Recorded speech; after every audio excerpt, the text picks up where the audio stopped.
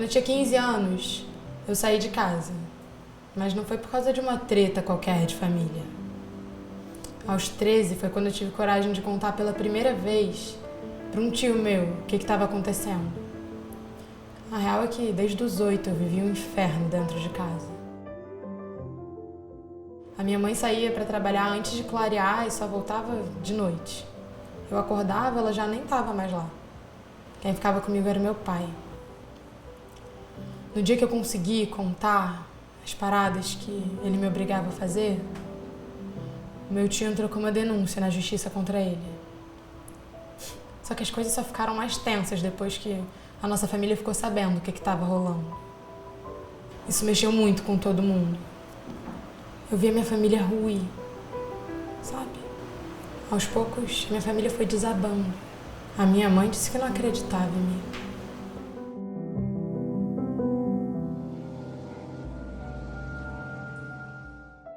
Logo assim que eu entrei no tribunal, eu fiz um curso de capacitação e já se falava na questão do depoimento especial.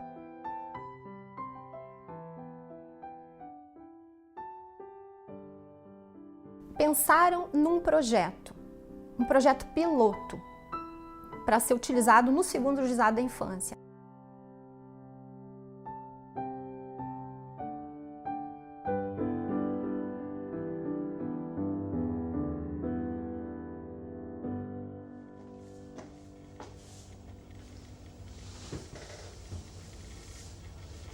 Então, primeiro vou me apresentar, meu nome é Áurea, eu sou psicóloga do Tribunal de Justiça e eu trabalho aqui conversando todos os dias com crianças e adolescentes que vêm aqui me contar alguma história.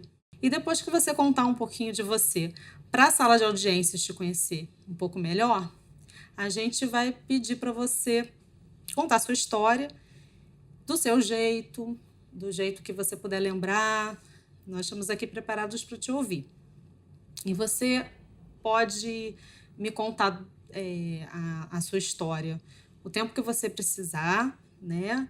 E ao final da sua entrevista, a gente vai entrar em contato com a sala de audiências por esse ponto eletrônico ou pelo telefone. Então, é importante que você lembre todos os detalhes, né? Porque, como eu sempre digo, a gente não estava lá, né? Quem viveu a situação foi você. E a gente gostaria de saber com todos os detalhes para a gente poder compreender a sua história.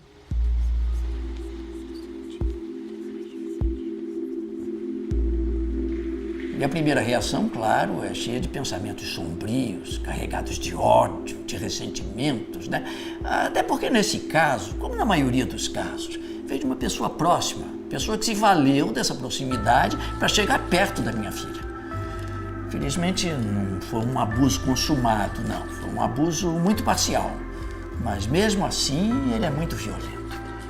Nós tratamos de seguir os caminhos convencionais, de fazer o registro da queixa e depois tem que fazer aqueles exames de corpo de delito e tal. Mas eu vi que o sistema policial brasileiro, ele é muito lento nesse aspecto. Aí, enfim, eu me vali das minhas relações pessoais, de conhecer pessoas que conheciam delegados importantes da hierarquia da polícia, porque era inaceitável ver aquele cara solto por aí. Based on an allegation of child sex molestation and the arrest of a McMartin preschool teacher. Um dos casos mais notórios sobre técnicas inadequadas de coleta de testemunho de criança aconteceu na década de 80 nos Estados Unidos, no chamado caso da escola McMartin. A suspeita de abuso sexual cometido contra crianças pequenas, pré-escolares, a partir de uma situação de exame clínico, enfim, médico, uma mãe suspeita, aonde técnicos que não são treinados nessas entrevistas científicas, talvez na melhor das suas intenções, passam a entrevistar essas crianças. E a gente vai observar que todos os quesitos de uma entrevista mal feita e altamente sugestiva foram utilizados. A técnica, por exemplo, baseada no que ela supõe que aconteceu com as crianças, olha, mas teus colegas me disseram que tal coisa aconteceu, vê o que tu te lembra sobre isso. A partir do uso dessas técnicas, um número expressivo de crianças passa a se lembrar de que aconteciam coisas terríveis nessa escola, cometidas pelos donos da escola e um professor, coisas muito graves como abuso sexual, uso de magia negra em locais escusos, possíveis túneis que eram gravados no subsolo da escola. E todas as investigações que a polícia fez levaram a uma única conclusão, de que essas coisas não aconteceram. O mais grave ainda, pesquisadores, anos depois, isso aconteceu na década de 80, localizaram algumas dessas crianças que hoje são jovens adultos. Muitos desses jovens adultos hoje se lembram, como parte da sua história de vida, que foram abusados sexualmente quando frequentavam essa escola. E eu digo que o abuso sexual, ele é tão grave numa criança porque ele chega a marcar a alma daquela criança. Muitas vezes ela nem conseguiu compreender, assimilar o que aconteceu com ela. Basicamente, isso replica situações como aconteceu aqui no Brasil, na escola de base, agora recentemente em São Paulo, numa outra escola. E, infelizmente, esses casos não são únicos, são centenas de casos como esse ao redor do mundo. Conversando com o meu orientador, senti a necessidade de fazer uma pesquisa empírica sobre se isso realmente existe no nosso sistema e se existiam políticas para minimizar ou reduzir danos. Fui muito feliz na época, falando em termos de pesquisa científica, em 2007, quando procurei o fórum. Já existia uma notícia de que existia um procedimento de minimização, de redução de danos no Foro Central, uma metodologia diferenciada para escutar essas crianças, quando fui apresentada para o Dr. Daltoé. Toda e qualquer pessoa é ouvida dentro de uma sala de audiência tradicional. O juiz, uma pessoa formal, já num andarzinho mais alto, até para criar uma subserviência entre a autoridade e a pessoa, ela ouve diretamente a pessoa. O juiz, o promotor de justiça, o advogado, o servidor da justiça tem que estar presente e algumas vezes o próprio réu presente na sala de audiência. É assim que se faz uma audiência. Aquilo se traduz numa grande forma de violência. Ali se produz a revitimização numa sala de audiências tradicional. E eu me recordo, e eu já tinha passado isso em outras ocasiões no interior do estado, que eu vi uma menina muito pequenininha que tinha sido vítima de violência de um adolescente com quase 18 anos e foi um terror aquele momento, né? Porque aquela sala de audiência com tanta gente lá dentro, eu sem nenhuma capacitação para ouvir aquela criança. Bom, resultado, ela não falou nada, ela ficou apavorada e o adolescente acabou sendo absolvido. E daí eu disse assim, eu não faço mais desse jeito. Não faço mais desse jeito. Nós temos que encontrar uma outra forma de fazer isso.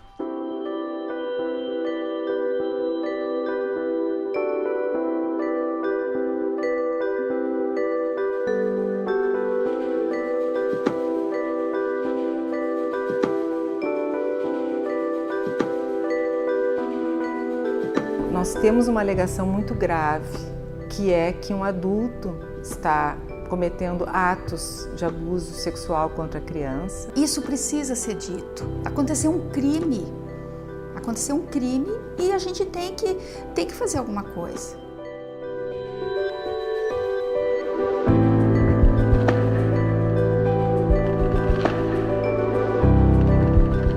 Frente a essa situação do trauma, de que maneira essa criança vai ser ouvida?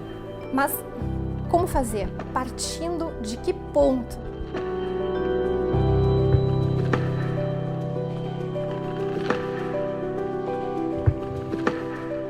É o benefício que o depoimento traz, em vez de ser para a criança, é para o adulto. Seja lá o que for decidido, a favor ou contra, isso não pode ser feito sem um debate.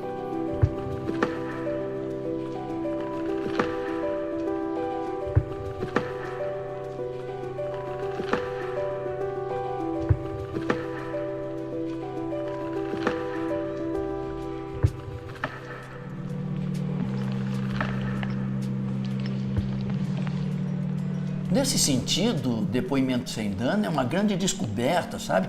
Que reconfigurou o sistema convencional e até opressivo dos depoimentos infantis. Eu que acompanhei a minha filha até o gabinete com a psicóloga. E o juiz teve a sensibilidade de que o réu não estivesse na sala de audiência na hora em que o depoimento dela fosse transmitido pelas câmeras. Ou seja, eu não queria, como vários pais, que esse homem sequer visse a imagem dela. Isso é uma reação paterna, não é uma coisa que está baseada em nenhum pressuposto legal. Eu não forcei em nenhum momento, mas, é claro, eu acompanhei tudo, conversando sempre com a minha mulher na ocasião, e ambas foram desenvolvendo uma conversa franca e desimpedida, de mãe para filha, onde a verdade foi aparecendo em todos os detalhes. Era mais aceitável ser coadjuvante nesse processo, mas, ao mesmo tempo, também muito presente. A função de nós dois, e a melhor coisa a fazer, era proteger a nossa filha num processo duro. É você enfrentar a verdade, você olhar nos olhos dela, né? E não tentar edulcorar, fazer simulacros, porque a criança precisa viver aquilo ali intensamente. O ideal seria que, se quando essa criança ela fosse ouvida, independentemente de onde ela fosse ouvida, num lugar que realmente soubessem ouvir essa criança. O Conselho Tutelar muitas vezes não sabe. Delegacia menos ainda, não tem nenhum cuidado de ter um espaço para que, ou, pelo menos um espaço para ouvir essa criança. Justamente a criação do depoimento foi uma alternativa à audiência comum, porque pelo direito penal a criança é obrigada a falar. Por duas questões. Primeiro, que a criança tem direito a falar em processos que lhe dizem respeito. E segundo, porque o réu, o acusado, também ele tem direito de ouvir o que a criança fala sobre ele. Então, a criança ela é intimada a depor. Ouvir crianças e adolescentes no contexto de um processo judicial é uma tarefa complexa. Nós não temos uma formação adequada, nós indagamos as crianças ou os adultos da mesma maneira. Uma formação diferenciada, uma maneira de abordagem diferente, foi a perspectiva do depoimento sem dano, anteriormente denominado como tal, e agora depoimento especial. O doutor Daltoé, juntamente com outros magistrados, em 2003, muito preocupados em proteger as vítimas, crianças e adolescentes, durante um processo judicial criminal de abuso sexual, ou mesmo testemunhas, não só aquelas vítimas, mas as crianças e adolescentes testemunhas de algum crime também sexual. Verificando o constrangimento das crianças de prestarem depoimento diretamente a ele, né? Que é um juiz, é um homem, né? Muitas vezes a vítima de abuso sexual, ela foi vítima por um homem, e aí aquilo acaba sendo um constrangimento para ela. Ele teve a ideia de que ela não fosse ouvida ali na sala com ele. Pensaram numa sala especial, utilizando ponto eletrônico, vídeo, áudio, uma forma diferenciada de escutar a criança. E a partir daí, então, em 2003, os juízes resolveram colocar em prática esse trabalho, né? Não se tinha uma ideia de como fazer isso, porque também não se sabia em que lugares isso existia. Naquela época, estavam começando a ser instaladas nas casas, nos edifícios, o que é muito comum hoje, essas câmeras de segurança. Daí eu fui atrás de ver quanto é que custava essa câmera de segurança. Daí eu comprei uma, o promotor entrou com um gravador e nós montamos um pequeno equipamento que era muito ruim na ocasião, mas na primeira audiência que nós fizemos já demonstrou que era muito melhor do que aquele sistema tradicional. Os esforços que estão sendo feitos pelo nosso judiciário no sentido de fazer um movimento que eu reconheço como um movimento muito salutar, que é tirar a criança da sala de audiência. Já é um primeiro passo. Porque qualquer um de nós, na verdade, deveria tirar todas as testemunhas e vítimas da sala de audiência. A partir de um determinado momento, criamos uma outra sala, ligada por vídeo e áudio à sala de audiência, onde nós acompanhamos essa escuta. Uma tela de TV, onde todas as pessoas ali vão assistir a criança, vão assistir o seu depoimento, mas ela não vai estar presente de corpo naquela sala, ela vai estar numa outra sala, a sala especial de depoimento. Na sala especial de depoimento, é só ela e a pessoa, a integrante da equipe multidisciplinar que estarão. E ela sabe que é uma televisão que está na sala de audiência e que só vai passar o que ela está conversando comigo naquela televisão. Porque essa é uma entrevista que vai fazer um registro do que foi dito pela criança, exatamente o que foi dito pela criança e a forma como foi questionado. E começa aquela conversa, que é muito diferente. Eu não pergunto, isso aconteceu. A técnica diz, por favor, vamos ver que tem alguma coisa para nos contar, e deixa um relato livre e que a criança fala com as suas palavras e não responde sim ou não, ou foi. Aí meu pai começou a me ameaçar por eu ter contado sobre todas as vezes que ele me assistiu tomar banho, que ele mexeu no meu corpo, que ele me obrigou a colocar a boca no pinto dele. Eu ouvi que ia ser feita de estrogonofe se levasse o caso pra frente. Mas eu fui. Chegando lá, eu até fui bem atendida. A psicóloga que ficou comigo era super gente boa. Mas foi horrível. Eu não conseguia falar nada com nada, sabe? Eu senti um medo que eu nem sei explicar. O fato de ter sido pelo caminho do depoimento sem dano ajuda muito, como foi o caso de nossa filha. Era importante na preparação que ela perdesse qualquer resistência em contar a verdade. Tornar isso consciente para ela, entendeu? Para a polícia, esse assunto se tornou muito importante no Brasil. A polícia tem tratado de colocar lá pessoas com perfil específico, mas realmente eu volto a dizer que o resultado prático, a busca policial e tal, isso só aconteceu depois de eu me valer das minhas relações pessoais. Através de amigos, sobretudo de um promotor. Chegar às pessoas importantes da cúpula da Polícia Civil para dar um empurrão, porque senão o cara ia ficar muitos meses mais em liberdade. Mas o atendimento em si, nas delegacias, foi bastante razoável.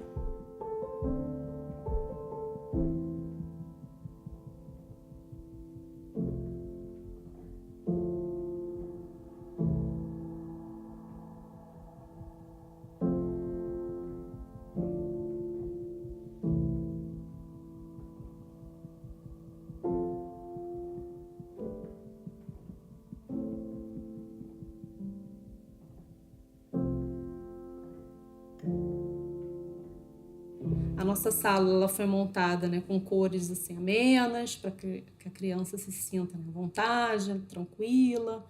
A criança tem brinquedo, tem lanche, então ela pode se sentir à vontade no Tribunal de Justiça, como uma alternativa de uma audiência tradicional, em que a criança ela ficava numa audiência comum na frente do juiz, do promotor, da defesa e do réu algemado, olhando para ela e os adultos fazendo uma série de perguntas inadequadas sobre o abuso sexual que ela sofreu. Ela está sendo ouvida com pelo menos 4 pessoas para falar de um fato difícil, da sua vida íntima na frente de estranhos. Se é constrangedor para um adulto, quiçá para uma criança.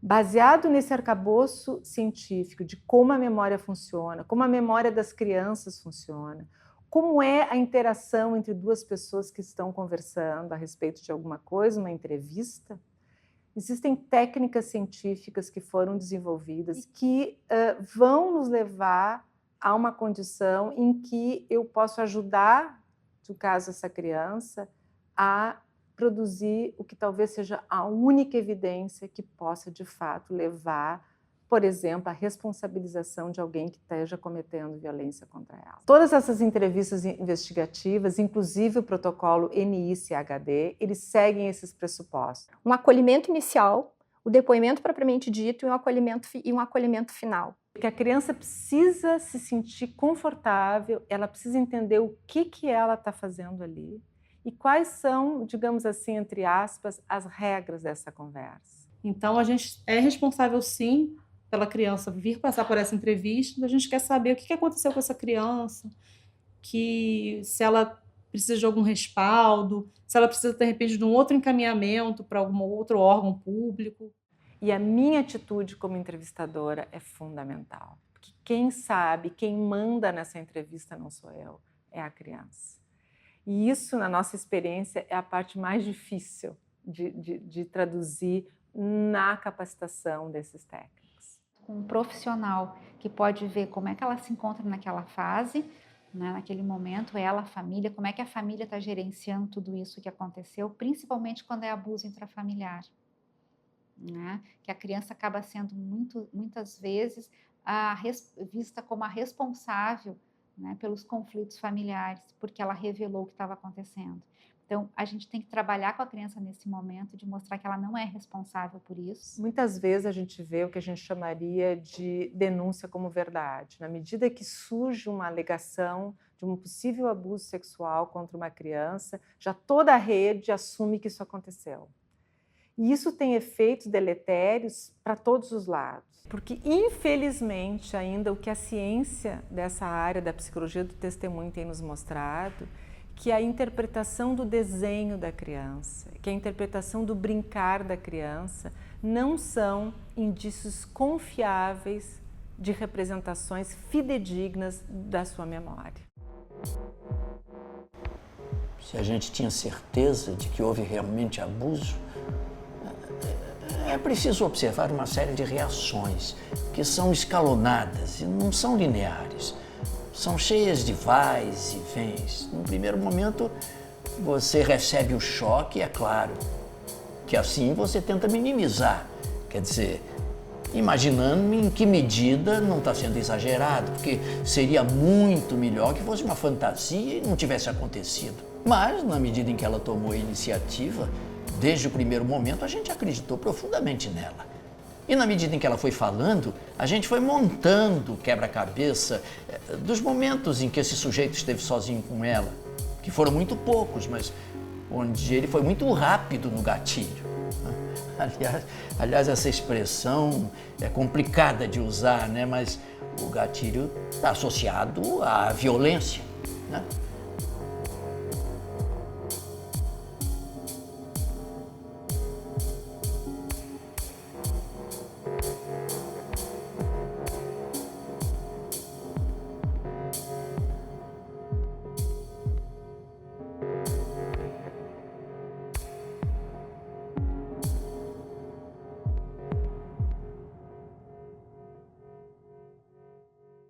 Nós tivemos um grande impulso na prática do depoimento especial aqui no Brasil, quando incorporou a essa ideia a ONG da Rainha Silvia da Suécia, a Child.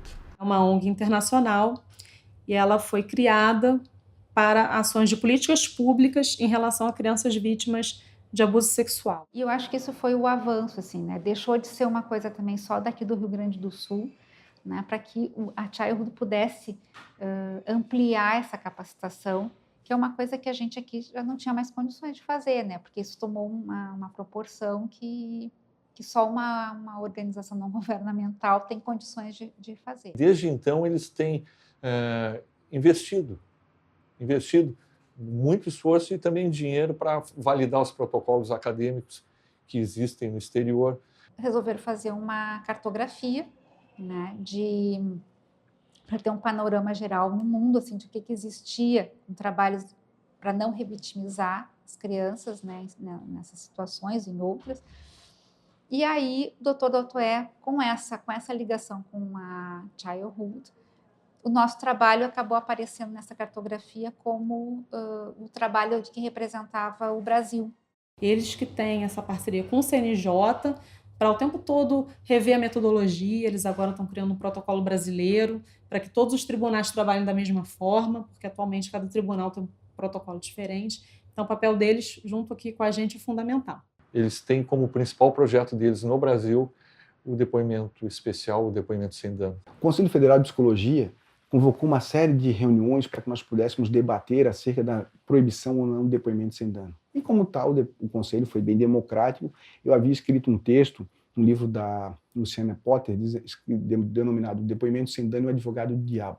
Nesse depoimento, nesse texto, eu alegava que, de fato, nós tínhamos uma confusão muito grande, que a prova não era isso e que tinha umas dificuldades próprias do então depoimento sem dano. A Childhood, e depois junto com o Unicef e com apoio do CNJ, já estavam na prática instituindo as salas.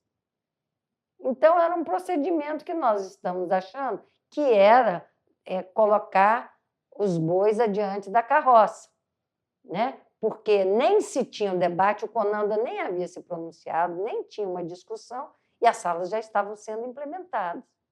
E ia ser muito mais difícil depois fazer essa discussão com essas salas já implantadas pelo Brasil inteiro. Inclusive, mais recentemente, estavam cursos de formação dos técnicos que iam participar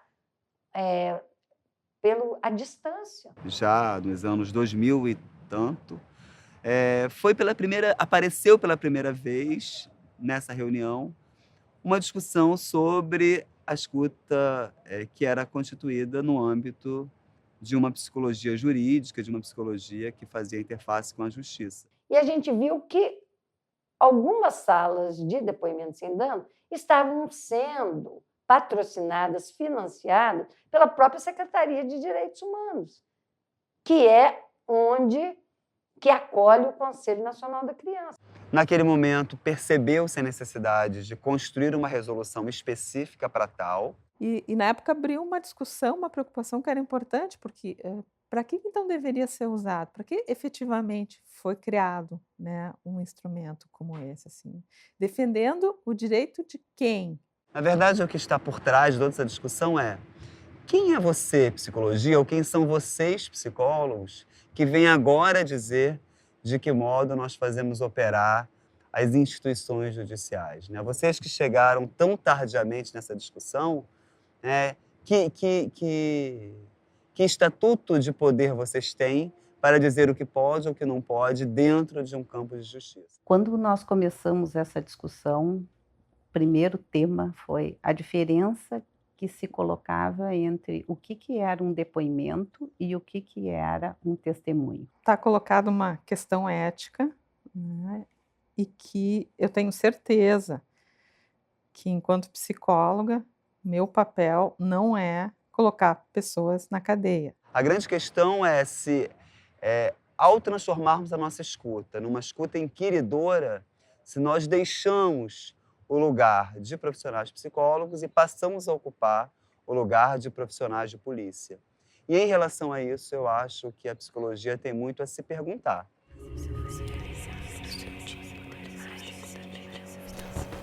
O juiz decidiu. Meu pai não pegou cadeia, não. O juiz ainda tinha escrito que era para eu voltar para casa junto com meus responsáveis.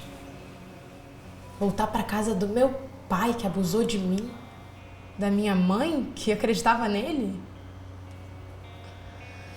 Sei lá, na real, acho que nem eu ia acreditar naquelas coisas que eu estava dizendo. Mas eu pensei que eles pudessem achar a verdade mesmo que eu me mostrasse confusa, sabe? Pensei que, independente de mim, eles iam chegar lá.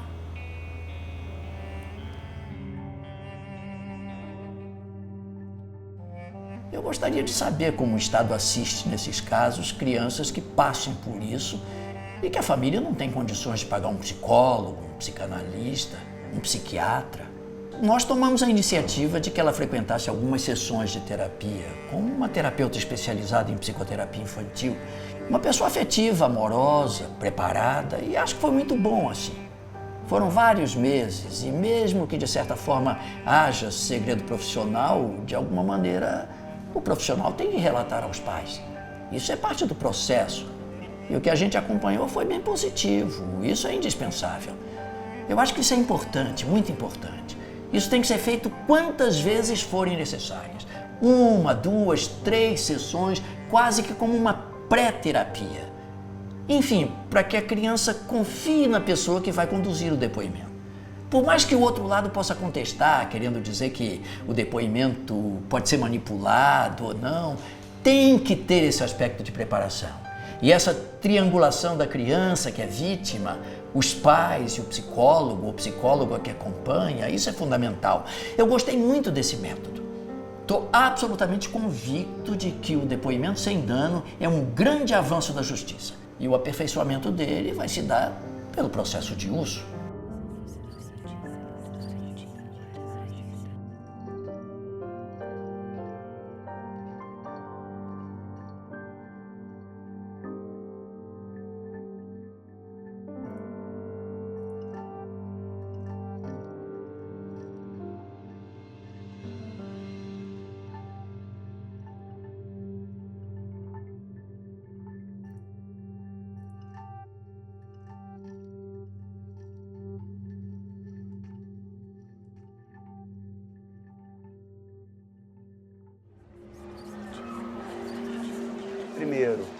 se nós queremos ocupar esse lugar de polícia, né? O lugar de polícia no sentido de aquele que vai extrair do outro uma verdade que vai servir para compor a verdade dos fatos, ou se nós vamos continuar a partir da ideia de que o nosso campo de trabalho ele é um campo marcado pela produção da subjetividade e que dentro da discussão da produção de subjetividade cabe uma outra noção de verdade que não é exatamente a verdade que interessa para uma inquirição policial. Então, independente se a criança está falando a verdade real, a verdade verdadeira, o psicólogo diz, bom, eu acredito em você, porque está acreditando que aquela verdade é subjetiva. Ela se constituiu como uma resolução controversa, no sentido de que ela acaba fazendo com que uma série de vozes de dentro e de fora da psicologia brasileira fossem favoráveis e contrárias à própria resolução, e essa resolução ela acabou se tornando um objeto de disputa. Ela ficou uma resolução mais principiológica, né, de princípios.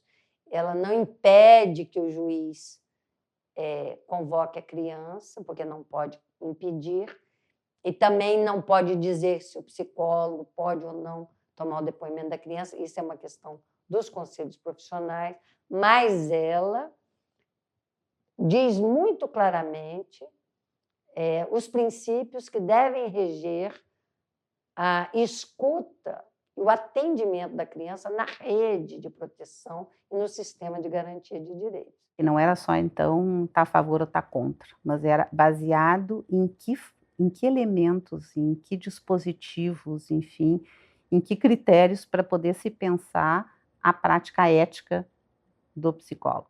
Sinto essa necessidade de que as instituições se preocupem mais com a escuta protegida. Não que todas querem ouvir a criança de forma protegida. Ela não precisa disso. Ela só precisa ser protegida e escutada 1 ou 2 vezes no máximo. Coloquei ao Conselho Federal que achava muito complicado, do ponto de vista jurídico, fazer uma resolução, porque ela seria derrubada pela Cruzada do Bem. Eles não entenderam muito bem, porque para eles parecia antidemocrático que um poder judiciário se metesse na autonomia de um Conselho Federal no que se refere à regulamentação da sua profissão. E disse os paranoicos não têm limites, eles vão fazer isso, vão derrubar, porque a Cruzada é do bem. Qualquer um que vá contrário parece ser representante do diabo. E é isso que vai acontecer. No entanto, o ativismo jurídico é muito grande e essas 2 resoluções foram suspensas. O Ministério Público do Rio de Janeiro, junto com o Ministério Público Federal, ingressamos com uma ação para suspender a resolução do Conselho de Psicologia que punia os psicólogos que participassem do depoimento especial. Então, essa resolução foi suspensa. E aí, depois que a gente conseguiu suspender, a gente conseguiu implantar aqui em Madureira e no centro da cidade as salas de depoimento especial. Independente se ela deve permanecer ou se ela deve não mais permanecer, o que fica de importante para nós é que esse tema é um tema que incomoda. E todo tema que incomoda nos interessa, né? Interessa politicamente, interessa a discussão política, tudo aquilo que incomoda, porque só incomoda porque produz mudança no mundo. Daí que nós temos hoje uma crítica muito forte em relação à maneira pela qual se criou o depoimento especial, anteriormente denominado depoimento sem dano. O depoimento sem dano não era de um pedantismo absurdo que chegava a dizer que não tinha dano antes da sua realização. Era deslizamento imaginário puro. Nós tínhamos o que? A incapacidade de juízes e promotores de fazer pergunta. Eles são incapazes, ou seja, são incompetentes, e buscam, através da instrumentalização, da indicação de um personagem outro que vem como mandatário, realizar o trabalho sujo. Ele não sabe, ele tem medo de se cortar, ele tem medo de fazer as perguntas erradas, de perder a prova. A preocupação nos folhetins do depoimento sem dano, com todo respeito a quem se preocupou com isso, foi melhorar a qualidade das condenações e jamais uma preocupação ética com o sujeito. O depoimento sem dano, que hoje já foi rebatizado de depoimento especial, ele foi montado, esse projeto, em cima da perspectiva de proteção à criança. Só que, quando a gente se depara, chega mais perto, a gente pode perceber que de proteção à criança não há nada.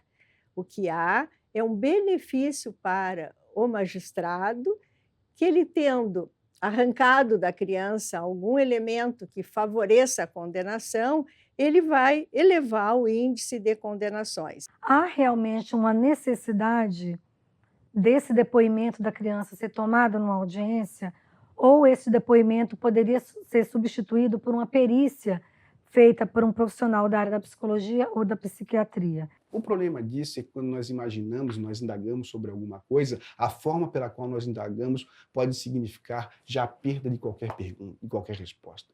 Isso é muito trabalhado no que se refere às falsas memórias, que é hoje reconhecida, o poder da sugestão, a maneira como nós perguntamos. E ainda mais se a criança realmente está traumatizada, porque ela foi vítima de violência, nós, como psicólogos, sabemos que às vezes demora. A criança tem que ter o tempo, né? Ela tem que se respeitar os silêncios, tem que respeitar as hesitações, tem que se respeitar o sofrimento da criança. Passado tanto tempo, é importante saber o que aconteceu com a vida dessas pessoas. Quem foi preso, quem não foi, quem passou a sustentar a família, o que isso causou na vida das pessoas, teve dano, não teve dano. Essa memória, por exemplo, de um abuso sexual que não aconteceu, vai fazer parte da história de vida dessa criança e vai impactar todo o desenvolvimento dela. Réu condenado e a criança? Alguém sabe o que aconteceu com aquela criança que passou pelo depoimento sem dano? Onde ela está? Com quem ela está morando? Quem está protegendo? Parece que isso deixa de ter importância quando o foco é a extração da prova. Aí não tinha mais como eu voltar para aquela casa. A minha mãe mesmo dizia que não tinha mais clima para eu ficar ali. Ela disse que podia me ajudar, me emancipando, me ajudar a arranjar emprego, casa, essas coisas. Aí eu fui embora. Fiquei um tempo na casa das minhas amigas. Depois eu fui pra rua. Só que eu não aguentei, não. Aí eu pedi ajuda pra um amigo meu, que me levou pra casa da tia dele, que morava sozinha, a Kátia. Só que antes de eu ir pra casa dela, nesse tempo, eu peguei barriga. Hoje a minha filha tá com 10 meses. É linda ela, Daniele. Em função desse imbróglio todo, porque a coisa ficou muito polarizada, né?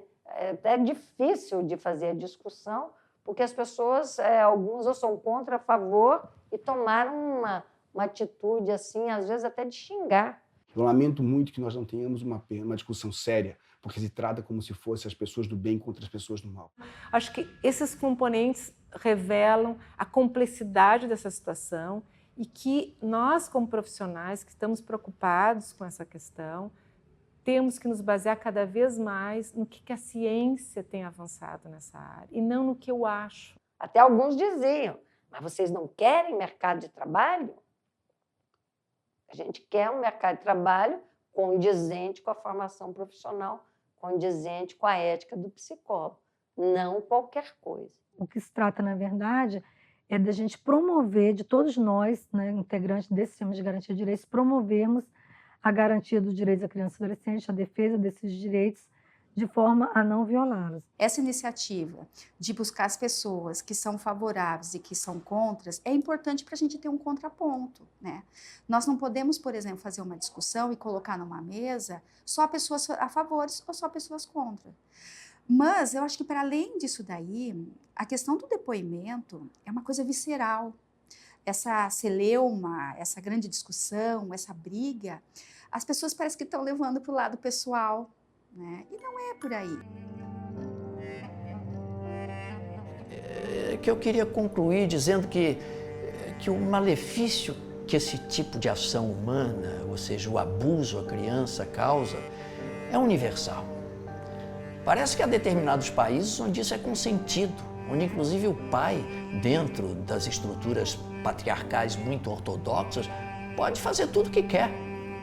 Pais, às vezes tios, e às vezes inclusive quem faz a queixa nesse tipo de sociedade patriarcalista, machista, é punido e desacreditado, sobretudo as mulheres, as meninas, as adolescentes. Então esse é um assunto cujo debate cresce hoje no mundo. Eu acho que o combate sistemático a isso é uma das coisas significativas da evolução da nossa civilização.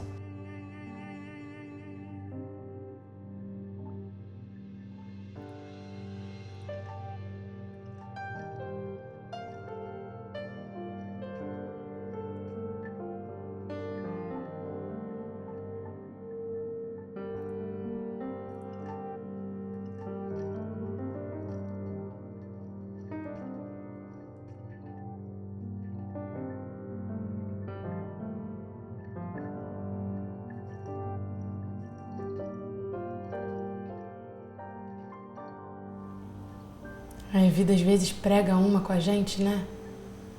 Não é que depois disso tudo eu voltei para casa dos meus pais? Mas eu voltei para cuidar da minha filha. Só por ela. Só porque eu preciso cuidar dela. Coisa que ninguém fez por mim.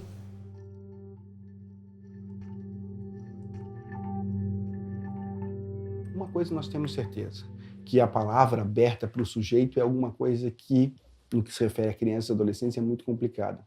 Existe a possibilidade de entrevistas cognitivas, existe a possibilidade de outros mecanismos de abordagem, mas todos eles se dão a partir de uma postura ética daquele que se coloca como responsável por essa aproximação. A verdadeira inquirição é que o judiciário não abre mão em nome da produção da prova. Por que não fazer uma avaliação psicológica com a criança? Certamente uma avaliação que não vai se resumir num dia só, vai permitir que se extraia dali grandes verdades, não é? Para que possam ser trabalhadas. E a outra questão que eu também me questiono é por que não se avalia o abusador? Por que o abusador ele fica intocável? O que eu entendo é que nós não devemos fechar a porta e dizer, não, não vamos fazer. Não.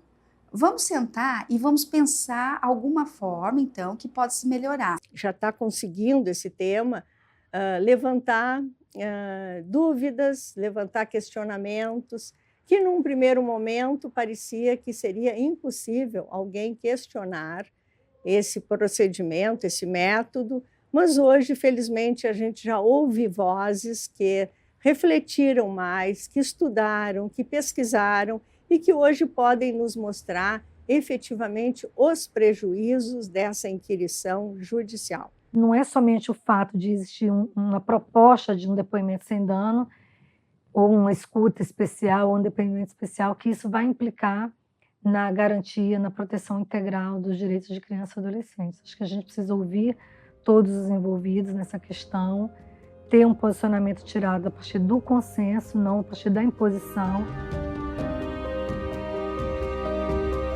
Em nome do bem se pratica também muito mal, né? Então tem que se discutir também.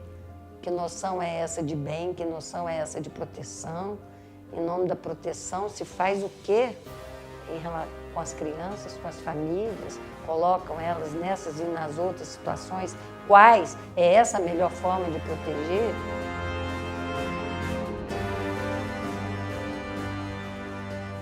No entanto, todos nós, acredito, tanto os psicólogos, como os assistentes sociais e como os juízes também que são a favor e os que são contra, porque também existem muitos juízes que estão contra, todos querem o bem da criança.